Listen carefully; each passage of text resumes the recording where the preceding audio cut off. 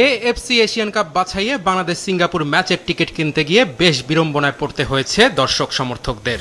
হামজা সমিতদের খেলার সব টিকিট অনলাইনে বিক্রির সিদ্ধান্ত নিয়েছিল বাফুফে। টিকিট বিক্রির দায়িত্ব পাওয়া ওয়েবসাইট টিকিফাই.লাইভে শুরু হয়েছিল টিকিট বিক্রিও, কিন্তু শুরুতে সার্ভার ডাউন এবং এরপর ঘটে সাইবার হামলার ঘটনা, যা আনুষ্ঠানিকভাবে জানায় বাফুফে। তবে এবার তাদের আশ্বাস, শীঘ্রই টিকিট কিনতে পারবেন ফুটবল প্রেমীরা। হ্যাক হওয়া ওয়েবসাইট পুনরুদ্ধারের কাজ করছে সাইবার বিশেষজ্ঞরা। টিকিটের আপডেটটা এখন আমি যেটা বলতে পারছি, আমরা সাইবার সিকিউরিটি এক্সপার্ট দিয়ে চেক করেছি, আমাদের দুইটা অ্যাটাক হয়েছিল এই ওয়েবসাইটে।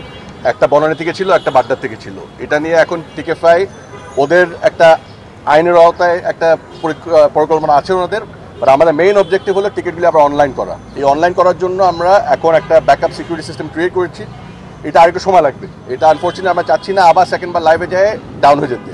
সো এটা আজকে রাত্রের ভিতরে ইনশাল্লাহ আমাদের আইডিয়া হলো আজকে রাত্রের ভিতরে ইনশাল্লাহ শুরু হয়ে যাবে। বা যতক্ষণ না আমরা 100% অ্যাসুরেন্স দিতে পারবো যেটা ডাউন হবে না, আমরা ততক্ষণ টিকিট আর বিক্রি করবো না। ওয়ালটন টেলিভিশন মাত্র 25,490 টাকায় পাচ্ছেন গুগল টিভি। ভবিষ্যতে যেন এমন সাইবার হামলার শিকার হতে না হয়, এ বিষয়ে বাফুফে কাজ করছে। সেই সাথে যারা অনলাইনে টাকা দিয়েও টিকিট পায়নি, তাদের টিকিটেরও ব্যবস্থা করা হবে বলে জানিয়েছেন বাফুফে কর্তা। ফার্স্ট জিনিস হলো কতটা টিকিট বিক্রি হয়েছে। 3,500 টিকিট বিক্রি হয়ে গেছে অলরেডি।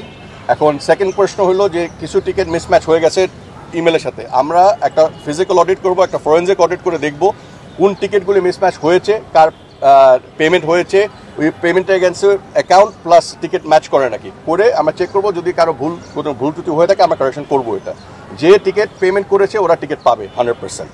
সিঙ্গাপুরের বিপক্ষে ম্যাচের আগে 4 জুন ভুটানের বিপক্ষেও ম্যাচে খেলবে বাংলাদেশ।